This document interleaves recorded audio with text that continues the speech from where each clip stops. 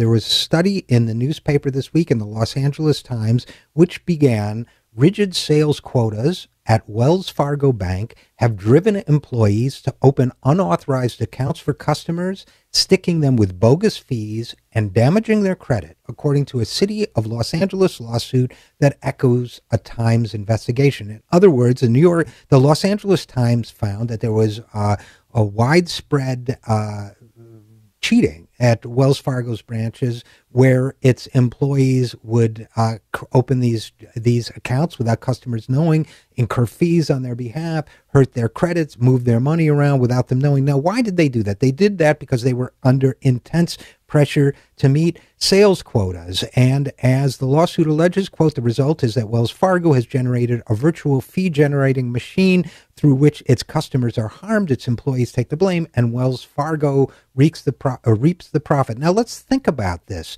Wells Fargo has said, look, they were rogue employees. We didn't do it. Now, again, this ties in so much with our conversation with Janet Tavicoli. Think about it for a second. This is the culture that Wells Fargo creates. And just as with the widespread mortgage fraud and other fraud, the leaders of the organization wipe their hands and walk away and say, gee, we didn't know about it. I call it the incompetence defense. We had no idea what was going on in our own organization, even though the Los Angeles Times could find out about it, even though the Los Angeles City Attorney could find out about it. We couldn't find about it, but we kept the money. And as this lawsuit rightfully points out, on the rare occasions when Wells Fargo did take action against its employees for unethical sales conduct, it, and I quote the lawsuit, further victimized its customers by failing to inform them of the breaches, refund fees they were owed, or otherwise remedy the injuries that Wells Fargo and its bankers have caused. In other words, let the